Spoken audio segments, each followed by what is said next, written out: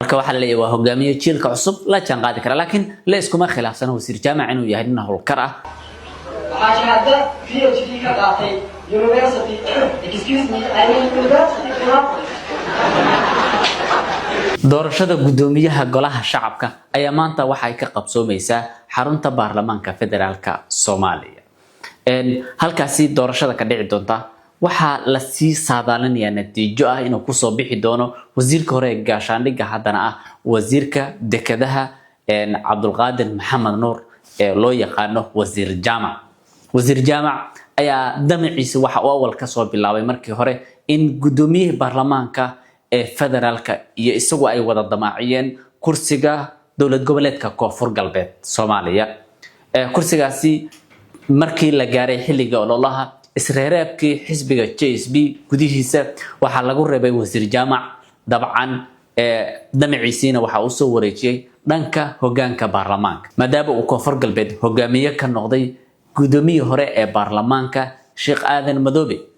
wasiir jaamac ayaa hadda waxa la sii saadaalinayaa natiijo ah inuu isagu ku guuleysan doono doorashaduna maanta ay qabsoomaysaa haddadan aanaydan hadlayana waa ay socota su'aalaha la isweydiinaya waxa kamid ah yaa la tartamaya dhanka kale hadii uu ku guuleysto wasiir jaamac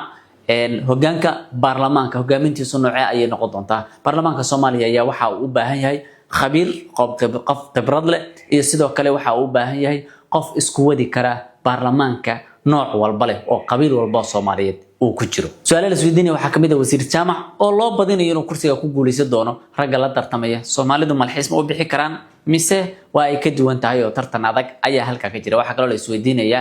guulka bacdi oo baarlamaanka Soomaaliya kursigaas hadii uu ku fariisto wasiir jaamac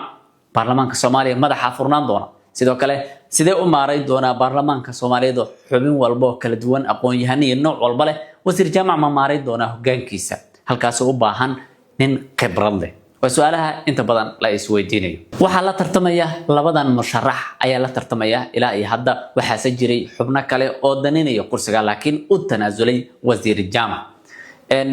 labadan nin waxa la leeyahay waa iska malxiis ay Soomaalida ku tilmaamayaan sababtoo ah ma ahan rag sida wasiir jaamac oo kale oo culus sida uu galay oo kale u soo galay ma aha sidoo kale ma aha xubno ama mucaaradka salka ku haya oo mucaaradku taageerayaan iyo sidoo kale ma aha xubno filla Soomaaliya ay wadato marka waxa la leeyahay mucaaradna ma wato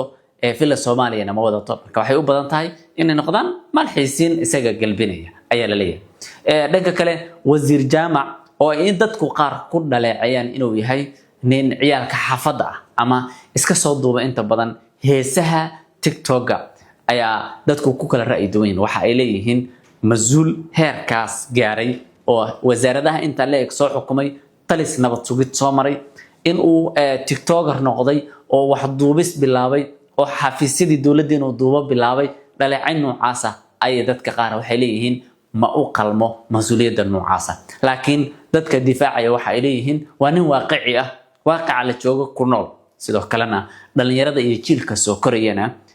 ay u yihiin qudayasho ay ku sameey karaan maadaama uu maanta baarlamaanka Soomaaliya tagay nin heesihi madaxana furan iyo heesa lamid ah inta badan iska soo duubi jiray marka waxa la leeyahay waa hogaamiye jiilka cusub la jaan qaadi kara laakiin la iskuma khilaafsana wasiir jaamac inuu yahay nin howlkar ah shaqo badan wasaaradihii iyo xarumihii uu ka soo shaqeeyay xafiisyada uu ka soo shaqeeyay inuu micno u yeelay inta badan aadna u dadaalay waxa lagu xusuustaa xilligii halgankii Soomaaliya ka socday gobolada isaga oo duur ka maray xilligaana wuxuu ahaa wasaaradda gaashaandhigga Soomaaliya xilliga waxa la leeyahay ciidamada dawladdu talaabooyin ay hore u qaadeen waana ay ka guuleysteen kooxihii la dagaalamay dhanka kale hadda intuu joogay wasaaradda dekedaha shaqooyin badan ayuu ka qabtay ilaa heerkan ay hadda gaarayso in dekedihii Soomaaliya ciidamo badeed Soomaaliya loo sameeyo iyo sidoo kale in dekedaha Soomaaliya lagu soo rogay barnaamij lagu ogaanayo